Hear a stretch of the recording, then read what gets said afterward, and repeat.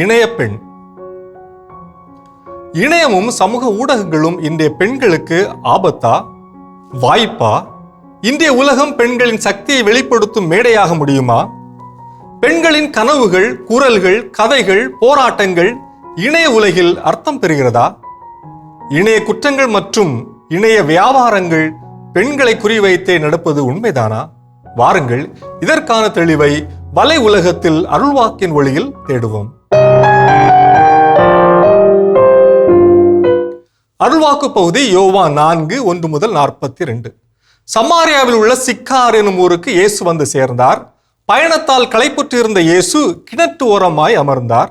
அப்போது ஏறக்குறைய நண்பகல். அவருடைய சீடர் உணவு வாங்குவதற்காக நகருக்குள் சென்றனர். சமாரிய பெண் ஒருவர் தண்ணீர் மொள்ள வந்தார். இயேசு அவரிடம், குடிக்க எனக்கு தண்ணீர் கொடும் என்று கேட்டார். அச்சமாரிய பெண் அவரிடம், நீர் யூதர், நானோ சமாரிய பெண், நீர் என்னிடம் குடிக்க தண்ணீர் கேட்பது எப்படி என்று கேட்டார். ஏனெனில் யூதர்கள் சமாரியரோடு பழகுவதில்லை.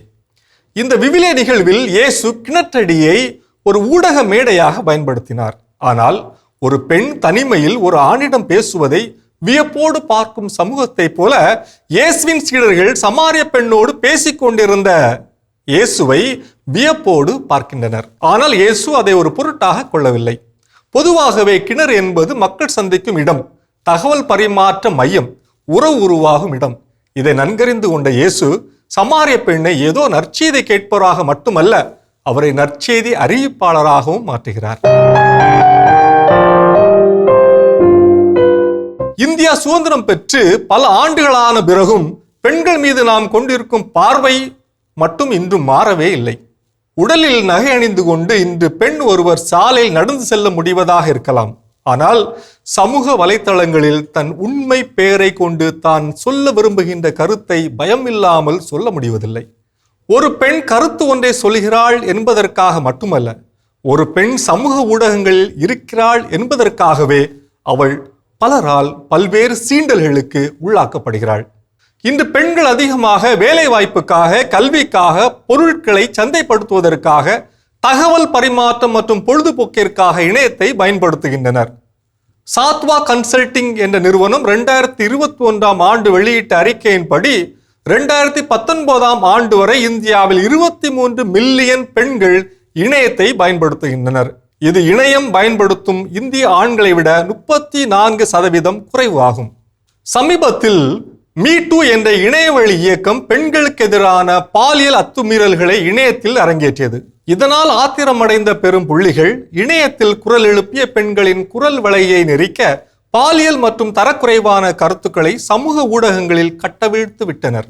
இது போன்ற கருத்து மோதல்களாலும் தொடர் சீண்டல்களாலும் பாதிக்கப்பட்ட பல பெண் இன்ஃப்ளூயன்சர்கள் இன்று தற்கொலை செய்து கொள்கின்ற நிலையில் இருக்கின்றார்கள். இதனால் இணையத்தை பயன்படுத்தும் பெண்கள் அத்தளத்தில் இருந்து தங்களை விடுவித்துக் கொள்கின்ற சூழல் உருவாகி பெருமளவில் டிஜிட்டல் மற்றும் பாலின பிளவு உருவாகின்றது. இது இணையத்தில் பெண்களுக்கான வாய்ப்பை பறிப்பதோடு அவர்களுக்கான பாலின சமத்துவத்தை கேள்விக்குள்ளாக்குகிறது. இணையத்தில் பெண்களின் பங்கேற்பை அதிகரிக்க இணைய பாதுகாப்பை உறுதி செய்ய வேண்டும். இணைய பகுப்பாய்வு மற்றும் இணைய குற்றங்கள் பற்றிய விழிப்புணர்வு எல்லா நிலையினருக்கும் கொடுக்கப்பட வேண்டும். இணையத்தில் பெண்ணிய பார்வையும் பெண்ணை போற்றும் கருத்துருவாக்கமும் அதிகரிக்கப்பட வேண்டும். இணைய குற்றங்களுக்கு எதிரான வலுவான சட்டங்கள் வரையறுக்கப்பட வேண்டும்.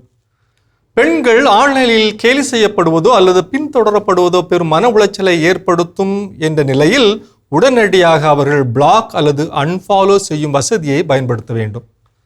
National cyber crime reporting portal ஏதேனும் சைபர் குற்றங்கள் நடந்தால் www.cybercrime.gov.in என்னும் இணையத்திலே அவர்கள் புகார் அளிக்கலாம். அல்லது உதவி எண் இந்தியாவில் சைபர் குற்றத்திற்காக 1930 என்ற உதவி எண்ணை தொடர்பு கொள்ளலாம்.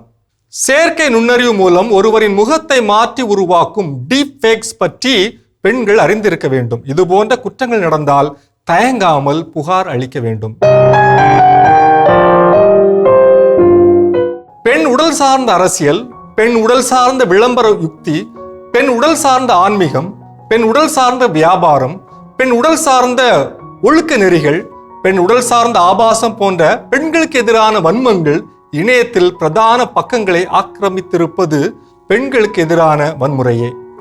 இயேசுவோடு கிணற்றில் தொடங்கிய உரையாடல் சமாரிய பெண்ணை மட்டுமல்ல, ஒரு நகரத்தை மாற்றியது போல இணையத்தில் தொடங்கும் உரையாடல் ஒரு சமூகத்தை மாற்ற முடியாதா?